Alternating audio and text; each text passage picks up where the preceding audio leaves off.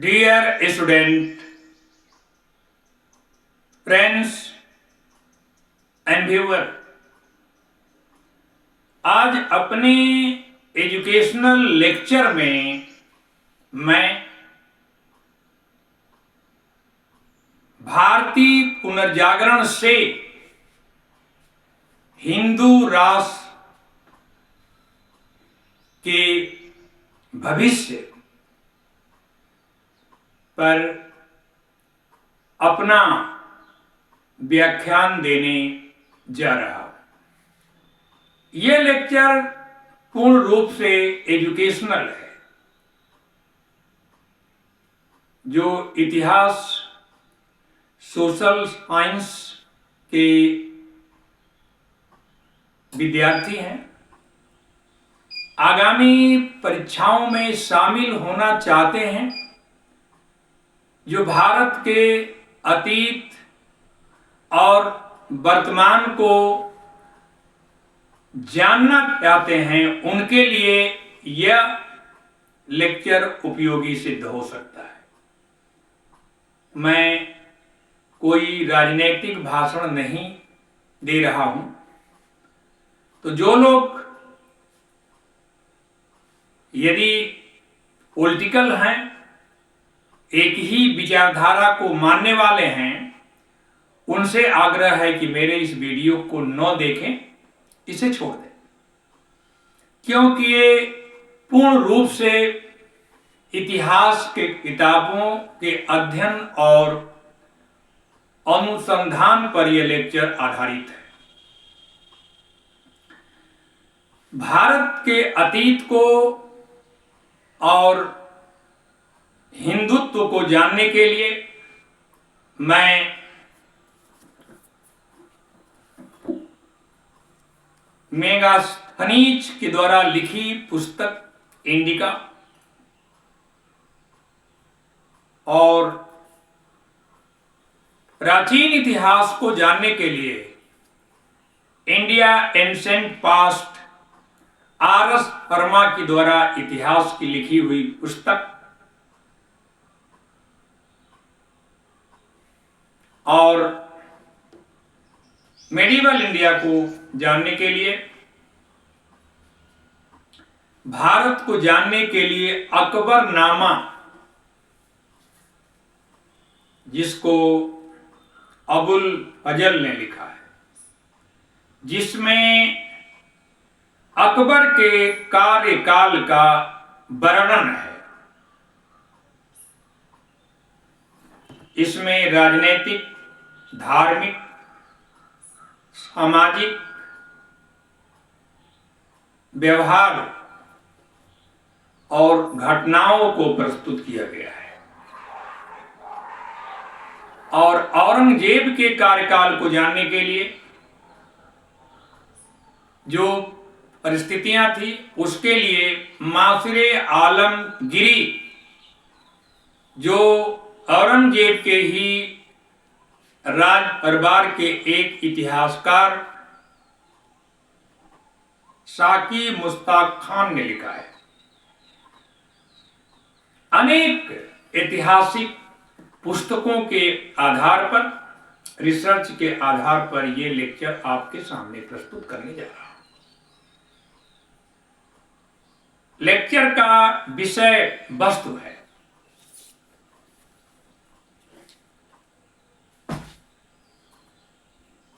भारतीय पुनर्जागरण से हिंदू राष्ट्र का भविष्य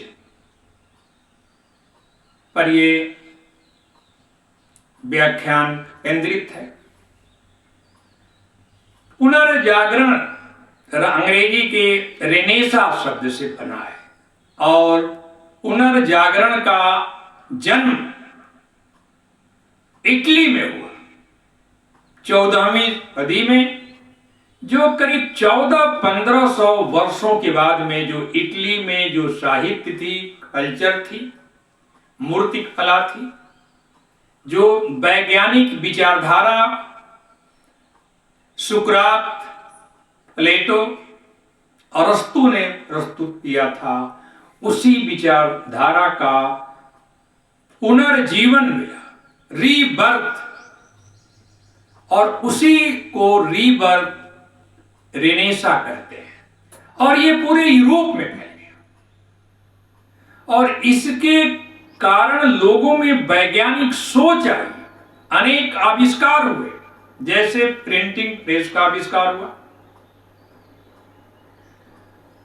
हम 1492 तक ये मानते थे कि जो दुनिया है, मानव जात है, अटलांटिक ओशन से लेके पैसिफिक ओशन, इसका आरंभ स्पेन, पुर्तगाल, ब्रिटेन से होता है और अंत इसका फिलीपींस, जापान से होता है। यही मानव जात थी। और इधर में हिंद महासागर, कन्याकुमारी तक ये हमारे पास सब थे। लेकिन 1492 ईस्वी में कोलंबस, जो कि समुद्री मार्ग से भारत आ रहा था, लेकिन बीच में तूफान आया और उसकी जहाजें जिस महाद्वीप पर जाके ठहरी वो अमेरिका महाद्वीप था। एक नई दुनिया की खोज हो गई।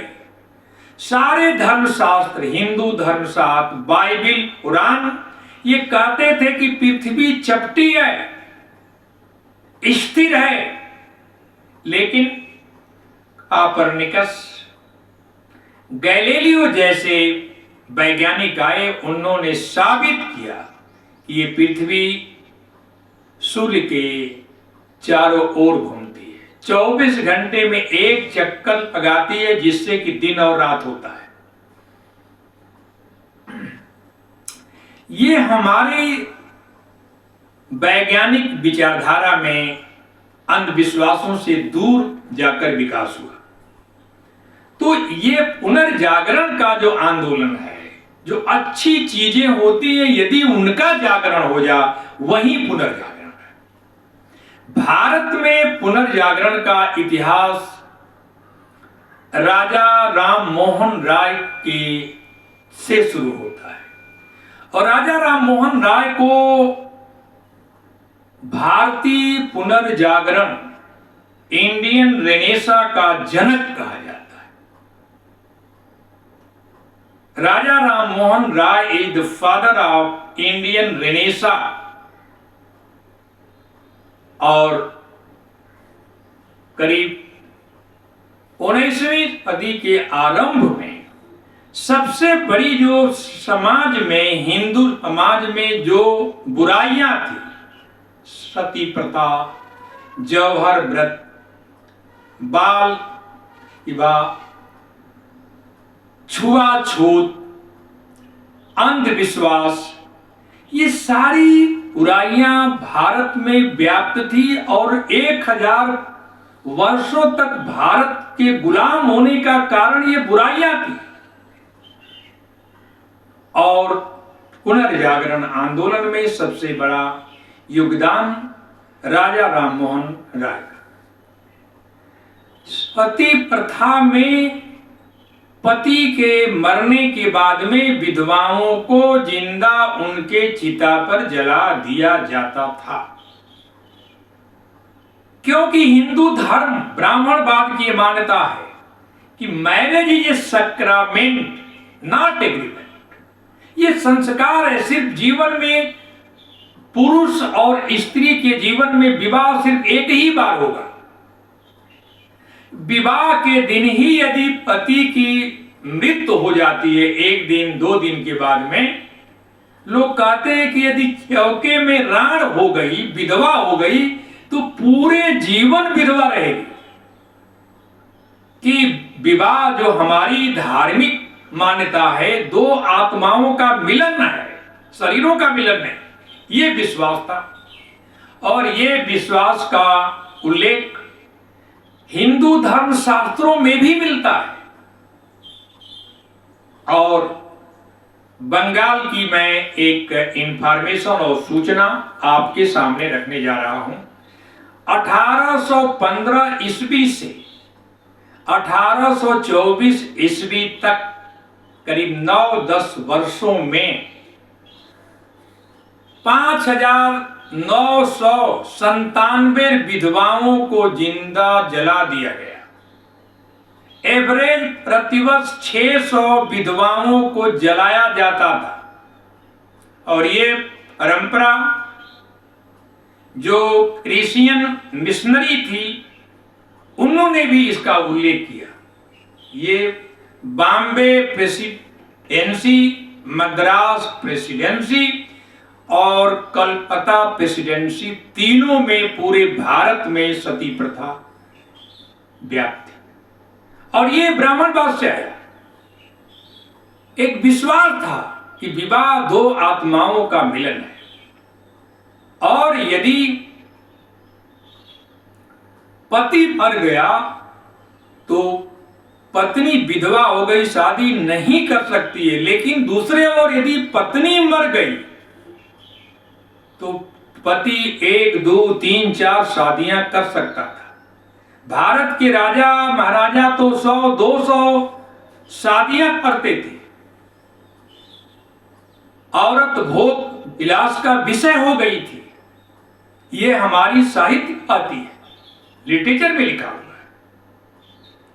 तो करीब 1815 से लेकर 1824 के बीच में बंगाल में 6,000 विधवाओं को जिंदा जला दिया गया। ये बात राजा राममोहन राय और लॉर्ड विलियम बेंटिक ने इस पर रोक लगाई और उन्होंने बंगाल सती रेगुलेशन 1829 में पास किया।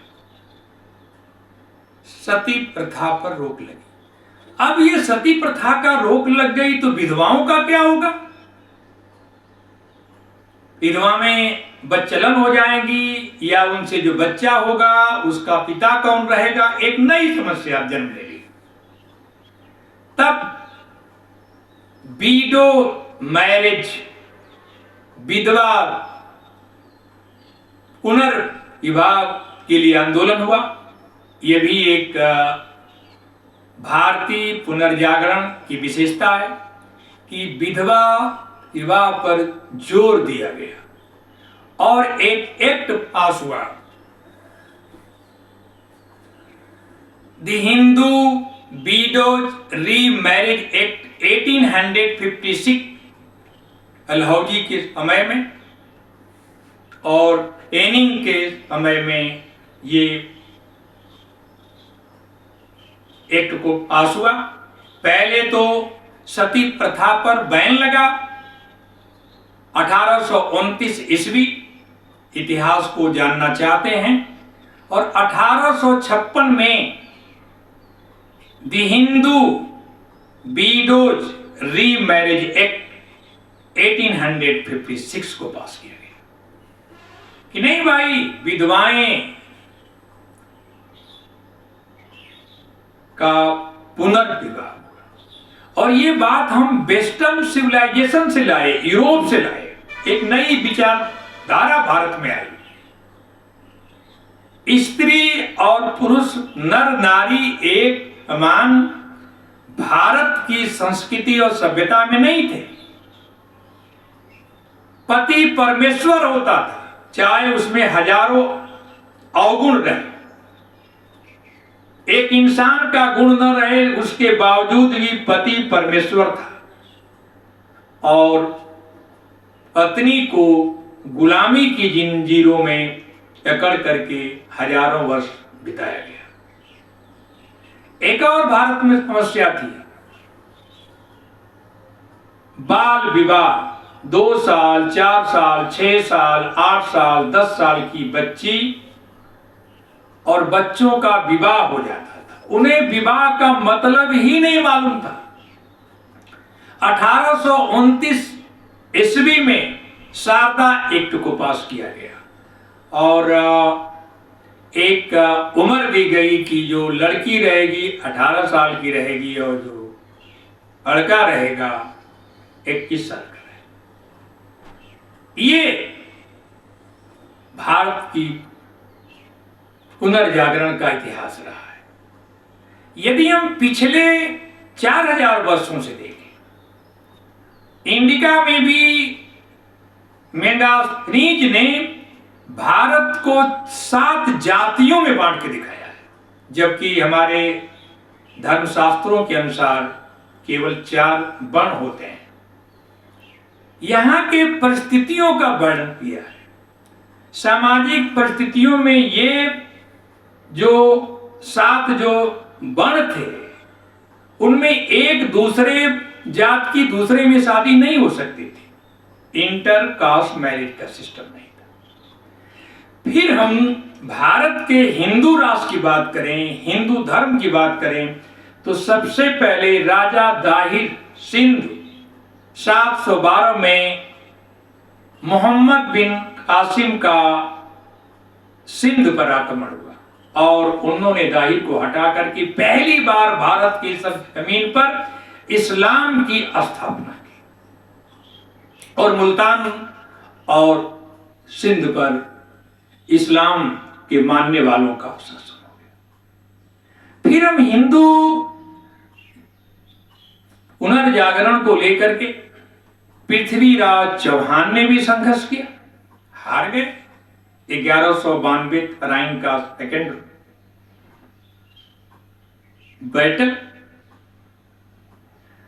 फिर इसको राणा सांगा ने भी बाबर और लोदी से हिंदुत्व की, हिंदू राष्ट्र के लिए, हिंदू धर्म की रक्षा के लिए संघर्ष किए, वो भी हारे। Hemchand second battle of Panipat 1556 में उन्होंने भी हिंदू राज की स्थापना की कोशिश की, हारे। फिर महाराणा प्रताप ने मेवाड़ की रक्षा के लिए, चित्तौड़ की रक्षा के लिए, भारत की संस्कृति और सभ्यता धर्म की रक्षा के लिए पूरे जीवन भर संघर्ष किया। 1576 हल्दी घाटी में उन्होंने युद्ध किया, हार तो गए, लेकिन छापा मार युद्ध करके पूरे जीवन भर मुगल वंश का, अकबर का विरोध किया। वहीं राजा मान सिंह ने राष्ट्रीयता की भावना नहीं थी, अपने धर्म के प्रति लगाव नहीं था, गद्दारी किए और उन्होंने अकबर की अधीनता को स्वीकार कर उनकी सेनापति बने। लेकिन महाराणा प्रताप ने अकबर की अधीनता को कभी स्वीकार नहीं किया और यही काम भारत का महान सपूत राणा सांगा ने भी किया।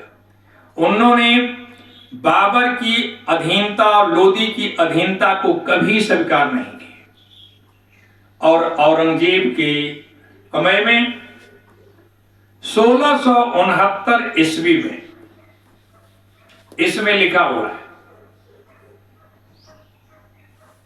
इसमें मासरे आलमगीरी जो औरंगजेब के कोर्ट का इतिहासकार है, लिखता है कि 1669 में औरंगजेब ने अपने सेनापतियों को आदेश दिया कि जो काशी में काशी विश्वनाथ मंदिर है उसे तोड़ करके मस्जिद बना दिया गया और काशी विश्वनाथ मंदिर को तोड़ा गया और वहां पर ज्ञान बापी मस्जिद बनी।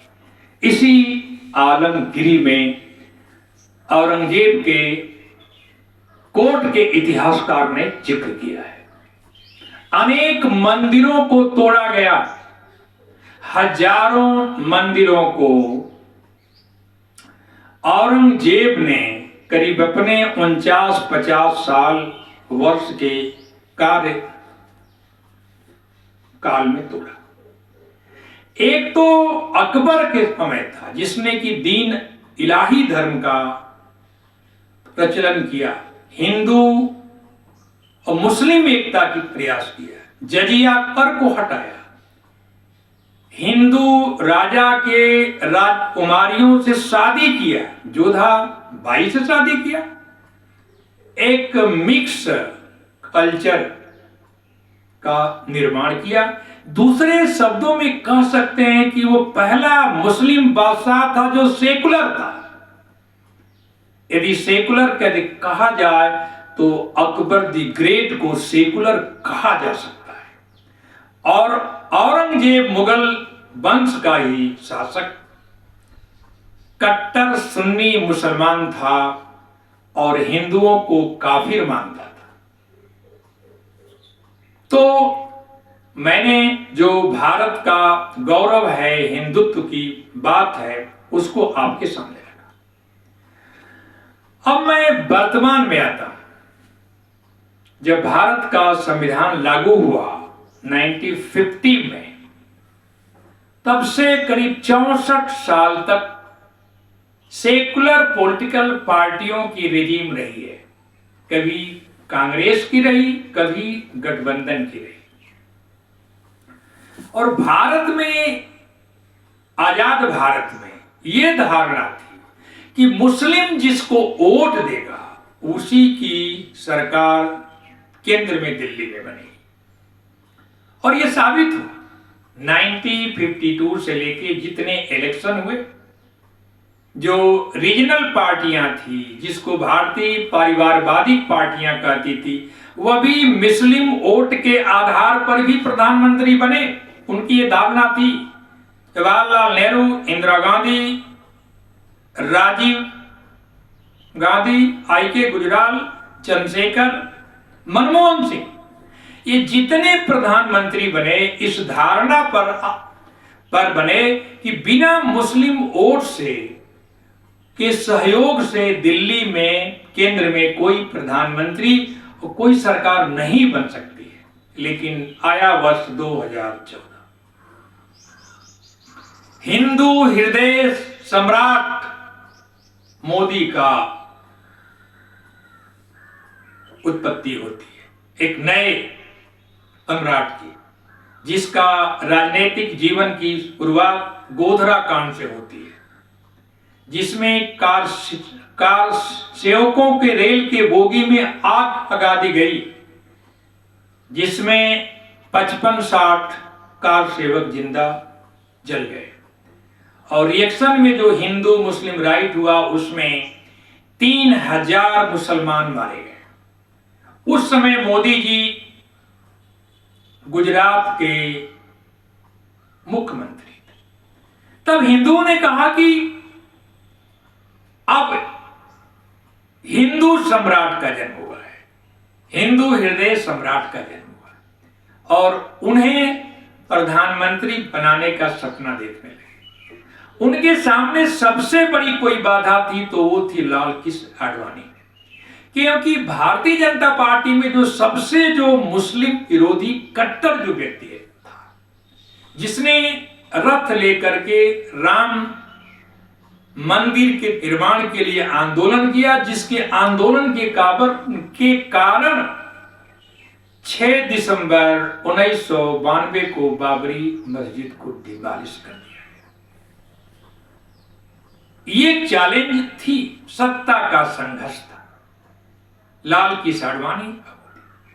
लेकिन लाल कृष्ण आडवाणी ने अपने जीवन में एक गलती की, फिर उससे वापस नहीं आए और देश का प्रधानमंत्री नहीं बन पाए।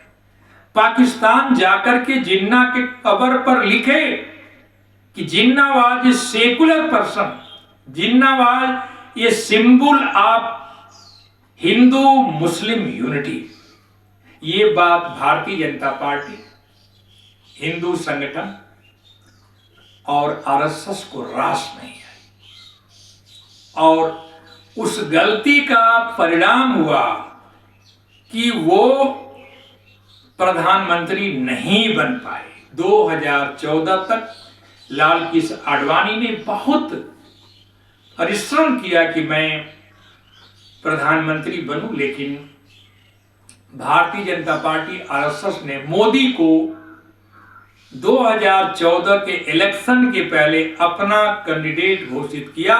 यदि हमारी बहुमत होती है तो मोदी जी भारत के प्रधानमंत्री होंगे। और 2014 में 282 सीटें लोकसभा में आई और ये हिंदू वोटरों मतदाताओं के से आई। पहली बार 2014 में एक हिंदू सरकार बनी, हिंदू प्रधानमंत्री हुआ, जो पूर्ण रूप से मुस्लिम मतदाताओं के आधार पर चुनी गई सरकार। और भारतीय जनता पार्टी ने मुसलमानों का विरोध किया। फिर 2019 में जो सरकार आई वो भी हिंदू मतदाताओं से आई। 2024 तीसरी बार जो सरकार बनी उसमें भी हिंदू मतदाताओं का अहम योगदान है। तो भारत में हिंदू पुनर्जागरण का आरंभ हुआ, वो मोदी रेजिम में हुआ। मोदी कार्यकाल में मोदी जी कहते हैं कि गर्व से कहो कि मैं हिंदू हूं। वो हिंदुओं मंदिरों में जाते हैं, महाकुंभ में स्नान करते हैं, केदारनाथ जाते हैं, बद्रीनाथ जाते हैं। मुस्लिम वोट उनसे दूर न जाए, इसीलिए पिछले 64 सालों में जो 1950 से लेकर 2014 तक कोई प्रधानमंत्री हिंदू नहीं कहता था, सेकुलर कहता था कि मैं धर्मनिरपेक्ष हूं, मेरे लिए हिंदू और इस्लाम एक समान है। अब मोदी सरकार भारत को अघोषित रूप से हिंदू राष्ट्र घोषित करना चाहती है। पिछले वर्ष 2024 में श्री राम मंदिर के प्राण प्रतिष्ठा में देश का प्रधानमंत्री शामिल हुआ और प्राण प्रतिष्ठा किया। एक परिवर्तन आया। अभी कुंभ का मेला चला करीब 45 दिन, उसमें इस घटना को जो हिंदू जो फेस्टिवल है, त्योहार है, इसको भारतीय जनता पार्टी सरकार के विज्ञापनों पैसे के आधार पर इस देश में हिंदुत्व की स्थापना करना चाहती है। हिंदू पुनर्जागरण के लिए शहरों के नाम बदल दिए गए। मुगल सराय जंक्शन, अब उसका नाम बदल करके पंडित दीनदयाल उपाध्याय जंक्शन। इलाहाबाद जो दीन इलाही के नाम पर अकबर ने रखा था, उसका नाम बदलकर प्रयागराज। फैजाबाद को बदल करके अयोध्या। ये हिंदुत्व की, हिंदू पुनर्जागरण की ओर ये भारतवर्ष मोदी रेजिम में बढ़ रहा है। और बीजेपी के शब्दों में जो परिवारवादी और क्षेत्रीय पार्टियां हैं, उनका भविष्य अंधकारमय है। यदि कोई मोदी का विरोध करता है तो कहा जाता है कि हिंदू का विरोध करता है। यदि कोई मोदी का विरोध करता है तो कहता है कि राष्ट्र का विरोध हो रहा है। यदि कोई मोदी का विरोध कर रहा तो बोलते हैं कि देशद्रोही है। ये हालत हो गई। नरेंद्र मोदी ने इधर करीब अपने कार्यकाल में 22-23 साल में, जब से वो मुख्यमंत्री थे गुजरात के और यहां प्रधानमंत्री होने तक, एक महान हिंदू नेता के रूप में उभर कर आए। और इसीलिए क्षेत्रीय दल, परिवारवादी पार्टियां सिमट रही है, हार रही है। और यदि हिंदुत्व के नाम पर, हिंदू पुनर्जागरण के नाम पर केवल 5% वोट यदि निचली जातियों का यदि बीजेपी के पास गया तो अगले 25-30 वर्षों में भारतीय जनता पार्टी को ये सभी पॉलिटिकल पार्टियां इंडिया गठबंधन के भारतीय जनता पार्टी को हरा नहीं सकते।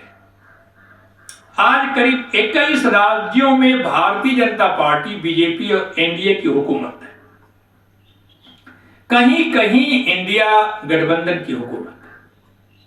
मैं कोई मोदी का प्रचारक नहीं हूं, भारतीय जनता पार्टी का प्रचारक नहीं हूं। पहली बात, जो सत्य है, जो वर्तमान भारत में जो घटनाएं घट रही है, उसका विश्लेषण करने जा रहा हूं। अभी तो मोदी के बाद में लोग कहते हैं जोगी आएगा तो उग्र हिंदू राष्ट्र की ओर बढ़ेगा। अभी तो एल.के. आडवाणी को आपने देखा, उसके बाद में मोदी जी को देखा, मोदी जी के बाद अभी जो भविष्य में खुदा न खास्ता यदि योगी की हुकूमत आई तो हिंदू राष्ट्र घोषित हो जाएगा और भारत के संविधान में सिर्फ सेकुलर लिखा ही रह जाएगा। प्रस्तावना में सेकुलर शब्द केवल लिखा रहेगा, लेकिन भारत सेकुलर राष्ट्र या गवर्नमेंट जो है वो सेकुलर नहीं है। हिंदुत्व का प्रचार हो रहा है, हिंदू मंदिरों का जीर्णोद्धार हो रहा है। गर्व से पॉलिटिकल पार्टी मंत्री कहते हैं कि मैं हिंदू हूं, पहले मैं हिंदू हूं। तो मोदी रेजिम में हिंदुत्व, हिंदू राष्ट्र का भविष्य हिंदुस्तान के हिंदू सुरक्षित देख रहे हैं। इसलिए निचली जात के लोग, खास तौर से उत्तरी भारत में केवल दलित और यादव को छोड़ दिया जाए, जिसमें यादव को छोड़ के अन्य जो ओबीसी हैं, लोहार, कुहार, कुर्मी, पासवान, धोबी, खट्टिक, डोम, मुसहर, ये सारी जातियां धीरे धीरे बीजेपी की ओर जा रही हैं। केवल जाटो, चमार, यादव को छोड़ के मैक्सिमम जातियां एससी, एसटी, ओबीसी की भारतीय जनता पार्टी को वोट दे रही हैं। और जो जाति के नाम पर पॉलिटिकल पार्टी खड़ी हैं, जैसे यूपी में जाटों की पार्टी है बहुजन समाज पार्टी, जिसका करीब 30-32% वोट था। 2024 लोकसभा में 9% वोट रह गया। अनुसूचित जाति के लोगों की संख्या भारत में 21% है और वोट मिल रहा है 9%। इसका मतलब हुआ कि दलित जो है, जाटो, चमार को छोड़ करके वो भारतीय जनता पार्टी को वोट दे रहे हैं। यादवों को छोड़ के जो अन्य ओबीसी के लोग हैं, उनके नेताओं को भारतीय जनता पार्टी ने अपने पास रखा। केशव प्रसाद मौर्य डिप्टी सीएम, ओम प्रकाश राजभर जो जय सुबलदेव भारतीय समाज पार्टी के नेता है, कैबिनेट मंत्री है, दारा सिंह चौहान मंत्री है, हारने के बाद भी मंत्री है, केशव प्रसाद मौर्य अपना विधानसभा का चुनाव हार गए फिर भी डिप्टी सीएम है। तो बीजेपी ने भी सोशल इंजीनियरिंग के द्वारा जो रीजनल पार्टियां हैं, जो क्षेत्रीय पार्टियां हैं, उन्हें निगल रही है और भारत हिंदुत्व की ओर, हिंदू राष्ट्र की ओर अघोषित रूप से बढ़ रहा है। मोदी सरकार के सामने, बीजेपी के सामने सबसे बड़ी कोई समस्या है तो वह है जाति प्रथा।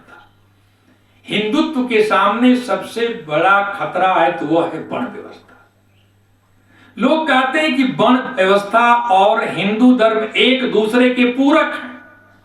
हिंदू धर्म उसी समय तक भारत में रहेगा जब तक कि वर्ण व्यवस्था है, जाति प्रथा है, और जिस दिन जाति प्रथा मिटेगी उस दिन हिंदू धर्म मिट जाएगा। लेकिन मेरा ऐसा विश्वास नहीं है। मेरा अपना अध्ययन है, रिसर्च है कि हिंदू धर्म में रिफॉर्म की आवश्यकता है, जाति प्रथा को कमजोर करने की आवश्यकता है, कास्ट सिस्टम विल वीदर वे, एक दिन मुरझा जाएगा, खत्म हो जाएगा धीरे धीरे, और इसके मिट जाने में ही भारतवर्ष और हिंदू राष्ट्र का भला है। इसके लिए बड़ी जातियों को पहल करना पड़ेगा। जैसे भारत में एक छुआछूत सबसे बड़ी समस्या थी, लेकिन भारत के संविधान के मूल संविधान में आर्टिकल 17 के द्वारा भारत की जमीन से छुआछूत को मिटा दिया गया। Article 17, untouchability is abolished from the territory of India. Its practice in any form is punishable according to law. जब इस भारत में जो 4000 वर्षों से समस्या आ रही थी, छुआछूत को हटा दिया गया, तो वर्ण व्यवस्था, कास्ट सिस्टम को भी कानून बनाकर मोदी सरकार हटा सकती है। यदि विश्व के इतिहास में Abraham Lincoln, Martin Luther king जैसा स्थान यदि मोदी चाहते हैं, तो उन्हें एक बिल लेना चाहिए कि जाति प्रथा को एबॉलिश किया जाए। जितने जाति के नाम में टाइटल है, दुबे, पांडे, त्रिवेदी, सिंह, कुमार, गौतम, जाति का नाम नाम में है, ऐसा कानून बनाना चाहिए कि कोई आदमी अपने नाम के सामने अपनी जात की टाइटल नहीं लिख सकता है। और एक इंटर कास्ट मैरिज एक्ट भी पास करना चाहिए कि कोई स्वेच्छा से यदि अन्य जाति के लोग विवाह करना चाहते हैं तो कर सकते हैं। भारत जाति प्रथा के कारण, वर्ण व्यवस्था के कारण लगभग करीब 1000 वर्षों तक गुलाम रहा है। तो ये जो धर्म है, इसके लिए हिंदुत्व, हिंदू राष्ट्र के लिए सबसे बड़ी कोई समस्या है तो भारत की जाति प्रथा है। और इसको समाप्त किए हुए हिंदू धर्म विश्व धर्म नहीं बन सकता है। दुनिया के किसी धर्म में भी जाति प्रथा नहीं है। ईसाई सबसे अधिक लोग हैं, 2 अरब से ऊपर लोग हैं, जाति प्रथा नहीं है। इस्लाम 1 अरब 90 करोड़ लोग, दूसरा सबसे बड़ा धर्म, जाति प्रथा नहीं। हिंदू केवल तीसरे नंबर पर आता है जो 1 अरब है। चौथे नंबर पर बौद्ध धर्म आता है जिसकी संख्या दुनिया में 51 करोड़ है। तो 4 जो मुख्य धर्म हैं, ईसाई, इस्लाम, हिंदू, बौद्ध, जो 3 जो धर्म है उसमें जाति प्रथा नहीं है। जाति प्रथा सिर्फ हिंदू धर्म में है। और हिंदू धर्म एक में जाति प्रथा गुलामी का प्रतीक है। हिंदू धर्म liberty, equality, fraternity, social justice पर आधारित नहीं है। इसलिए निचली जाति के लोग लगातार जाति प्रथा का शिकार हो रहे हैं और विरोध कर रहे हैं। और यदि इसमें रिफॉर्म हुआ तो भारतीय जनता पार्टी को कोई 30-40 साल तक हरा नहीं पाएगा। और भारत की सरकार ये हिंदू राष्ट्र की ओर, हिंदू संस्कृति और सभ्यता के पुनर्जागरण की ओर बढ़ रही है। और इसी के साथ मैं अपने वक्तव्य को यही समाप्त करता हूं। जय भीम, जय भारत।